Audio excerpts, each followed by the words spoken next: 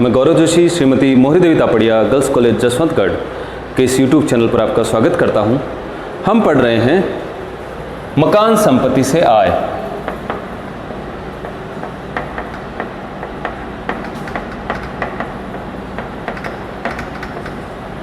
मकान संपत्ति से आय, इसमें आज हम बात करेंगे प्राप्त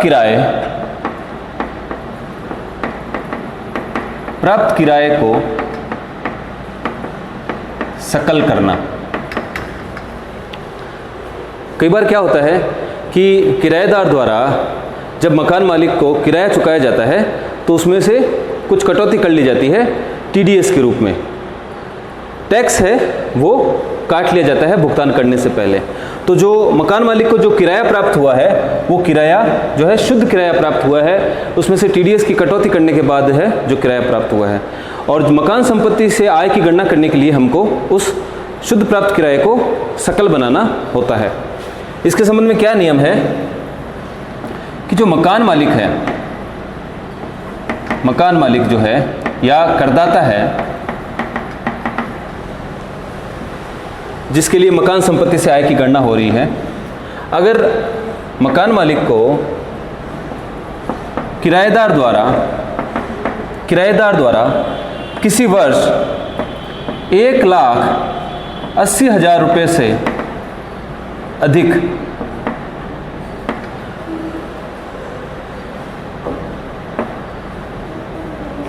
वर्ष में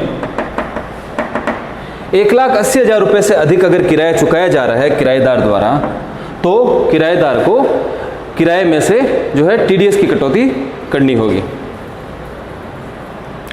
इसके संबंध में नियम क्या है कि फर्म तथा कंपनी द्वारा टीडीएस की कटौती की जाएगी।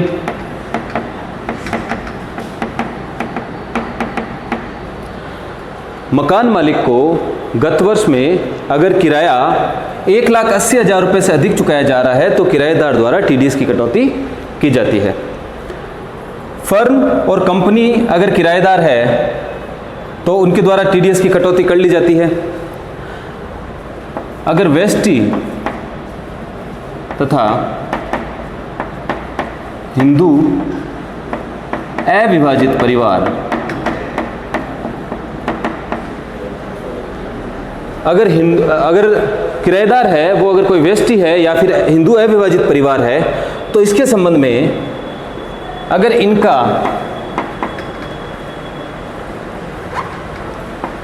इनकी पुस्तकों का अंकेक्षण किया जाता है,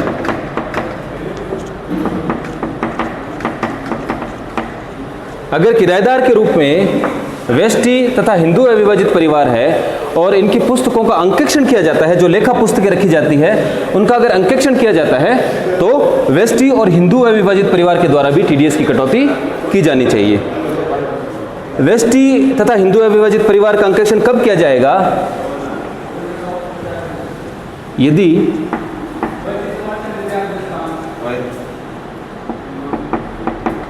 व्यापार चलाया जाता है,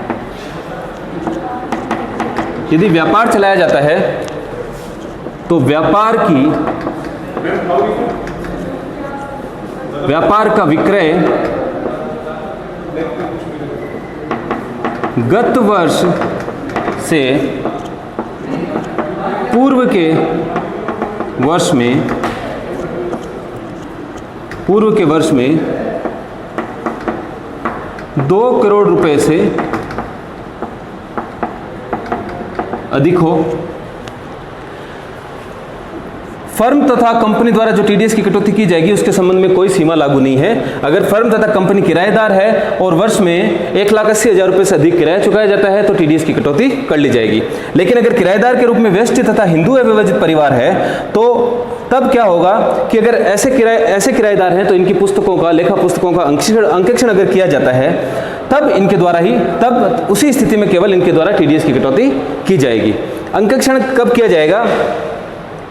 यदि व्यापार चलाया जाता है तो व्यापार का विक्रय गत वर्ष से पूर्व के वर्ष में 2 करोड़ रुपए से अधिक हो, अथवा और यदि पेशे से आय है, पेशे से आय है तो पेशे से सकल प्राप्तियां 50 लाख रुपए से अधिक हो। और अगर वेष्टि तथा हिंदू विभाजित परिवार द्वारा कोई पेशा चलाया जा रहा है उस मकान में, किराए के मकान में, जैसे कोई वकील है, डॉक्टर है या फिर कोई चार्टर्ड अकाउंटेंट है, ऐसा अगर पेशा चलाया जा रहा है तो उस पेशे से सकल प्राप्तियां 50 लाख रुपए से अधिक होनी चाहिए। तो वेष्टि तथा हिंदू विभाजित परिवार द्वारा टीडीएस तब काटा जाएगा जब इनकी लेखा पुस्तकों का अंकेक्षण किया जाता है। और टीडीएस की जो दर है, टीडीएस जो है, टीडीएस की दर 10% होगी। यानी वर्ष में 1,80,000 रुपये से अधिक अगर किराया चुकाया जाता है तो 10% की दर से जो है टीडीएस काट लिया जाएगा। यानी कि 100 रुपये किराया देना है, अगर 100 रुपये किराया देना है तो 10 रुपये टीडीएस के काट लिए जाएंगे और जो नेट किराया होगा वो 90 रुपये का होगा। अब इसको सकल बनाने के लिए क्या किया जाएगा, रेंट रिसीव्ड इंटू 100/90, 10% टीडीएस काट लिया जाएगा।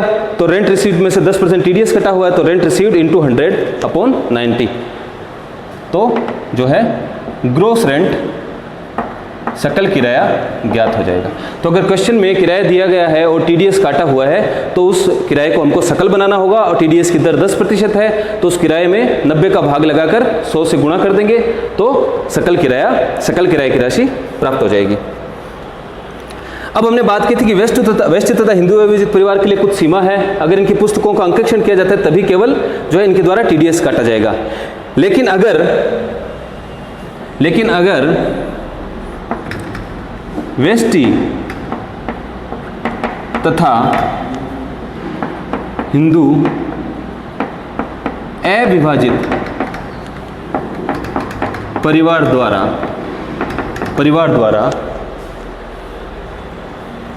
हिंदू अविभाजित परिवार द्वारा चुकाया गया किराया 50,000 रुपये प्रति माह से अधिक हो तो टीडीएस काटना आवश्यक है। किराया अगर 1,80,000 रुपये से ज़्यादा हो तब तो वेष्टि और हिंदू विभाजित परिवार की पुस्तकों का अंकेक्षण होना आवश्यक है, उसी स्थिति में केवल टीडीएस काटा जाएगा। लेकिन अगर वेष्टि तथा हिंदू विभाजित परिवार द्वारा चुकाया गया किराया 50,000 रुपये प्रति माह से अधिक हो तब जो है टीडीएस काटना आवश्यक है। उस समय उनकी पुस्तकों का अंकेक्षण होना आवश्यक नहीं है अगर किराया 50,000 रुपये प्रति माह से अधिक हो। और ऐसी स्थिति में जो टीडीएस है, टीडीएस की दर 5% होगी। अगर वेष्टि तथा हिंदू अविभाजित परिवार द्वारा प्रति माह किराया 50,000 रुपये से अधिक चुकाया जाता है तो इनके द्वारा जो है किराए पर 5% की दर से टीडीएस काटा जाना चाहिए। तो उस स्थिति में जब 5% की दर से किराया काटा गया है तो किराए को सकल कैसे किया जाएगा, रेंट रिसीव्ड इंटू 100/95। तो जो भी किराया प्राप्त हुआ है, शुद्ध किराया प्राप्त हुआ है, उसमें 95 का भाग लगा देंगे और 100 से गुणा कर देंगे तो सकल किराया प्राप्त हो जाएगा। हम बात करेंगे संयुक्त स्वामित्व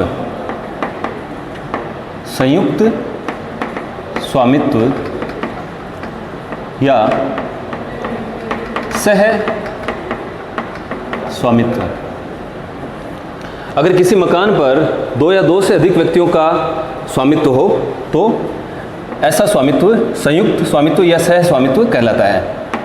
2 या 2 से अधिक व्यक्तियों का किसी मकान संपत्ति पर स्वामित्व, 2 या 2 से अधिक व्यक्तियों का किसी मकान संपत्ति पर स्वामित्व हो तो संयुक्त स्वामित्व कहलाता है। मान लीजिए कि मकान है, एक मकान है और इस मकान पर 2 या 2 से अधिक लोगों का स्वामित्व है, तो फिर आय की गणना कैसे की जाएगी?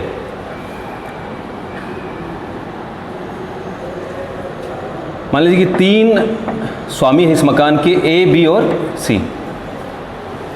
तो सबसे पहले क्या किया जाएगा, ये जो मकान है इस मकान की पूरी मकान संपत्ति की कर योग्य आय की गणना कर ली जाएगी एक साथ।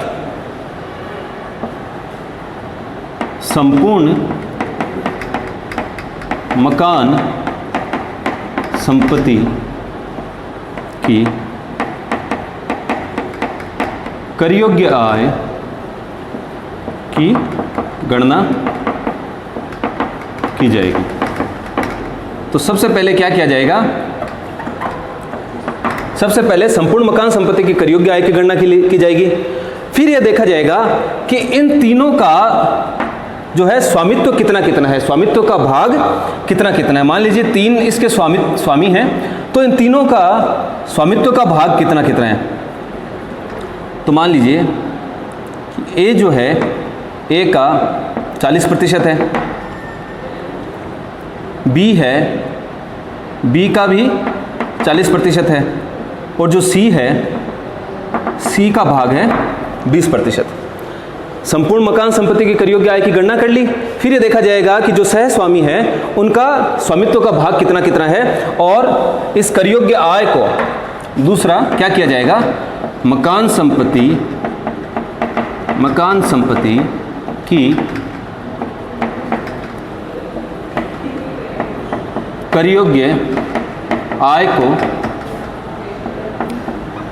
कर योग्य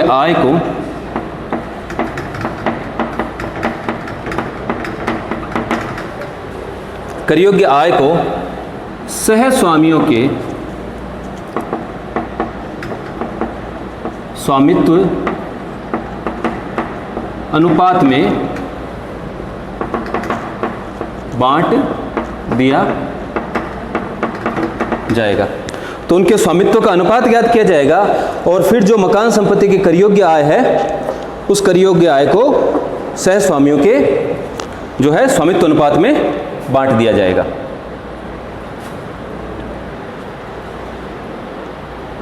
तो ये तो मकान, अगर मकान किराए पर उठाया गया है तो मकान संपत्ति की आय की गणना कर ली जाएगी, कर योग्य आय की गणना, और फिर कर योग्य आय को जो है सह स्वामित्व के स्वामित्व अनुपात में बांट दिया जाएगा। अगर किसी सह स्वामी ने अगर अपने जो स्वामित्व भाग का स्वयं के रहने के लिए प्रयोग किया हो तो क्या किया जाएगा। सहस्वामियों में से अगर किसी सहस्वामी ने अपने हिस्से के मकान का स्वयं के रहने के लिए अगर प्रयोग किया हो तो क्या किया जाएगा। यदि किसी सहस्वामी ने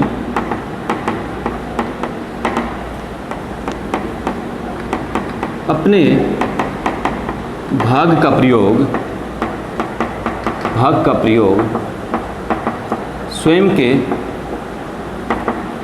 के निवास के लिए किया हो तो उसके मकान का वार्षिक मूल्य 0 होगा। तो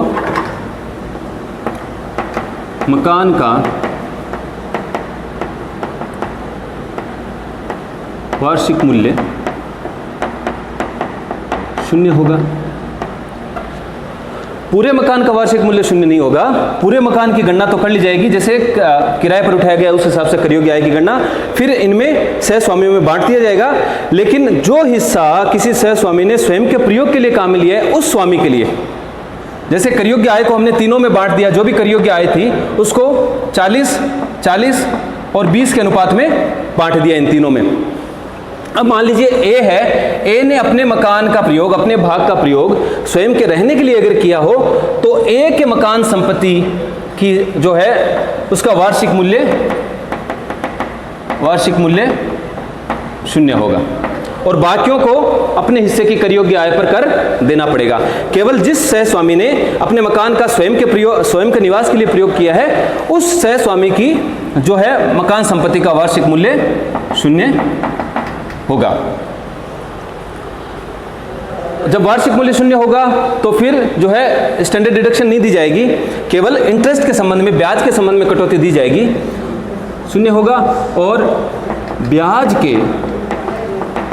ब्याज के संबंध में 30,000 रुपये अथवा 2 लाख रुपए की कटौती दे दी जाएगी। और ब्याज के संबंध में जैसी भी स्थिति हो उस हिसाब से अधिकतम 30,000 रुपये या फिर अधिकतम 2 लाख रुपए की कटौती दे दी जाएगी उस सह स्वामी को, अगर उसने अपने जो है हिस्से के लिए के निर्माण के लिए अगर उसने ऋण लिया हो तो जो सह स्वामी जो अपने हिस्से का प्रयोग स्वयं के निवास में कर रहा है और अगर उसने ऋण लिया है तो उसको फिर है ब्याज के संबंध में कटौती दे दी जाएगी। अधिकतम कटौती जैसी भी स्थिति हो 30,000 या 2 लाख रुपए उस हिसाब से दे दी जाएगी। ये जो कटौती है, जो ऋण के संबंध में जो कटौती दी जाती है 30,000 रुपये की और 2 लाख रुपए की, ये पूरी मकान के संबंध में नहीं दी जाती, ये किसी एक व्यक्ति को दी जाती है। तो अगर इन तीनों में से किसी भी व्यक्ति ने अगर ऋण लिया है तो उसको फिर जो है वो 30,000 या 2 लाख रुपए की कटौती उसको दे दी जा सकती है। तो ये प्रावधान थे। आज हमने जो है मकान संपत्ति से आय के संबंध में सारे प्रावधान पढ़ लिए हैं और मकान संपत्ति से आय हमारा शीर्षक जो है आज समाप्त होता है। और अगली क्लास में हम जो है जो आय का नया शीर्षक, जो तीसरा शीर्षक है व्यापार अथवा पेशे की आय, वो पढ़ेंगे। आज के लिए इतना ही। इस वीडियो को लाइक कीजिए, शेयर कीजिए, हमारे YouTube चैनल को सब्सक्राइब कीजिए। धन्यवाद।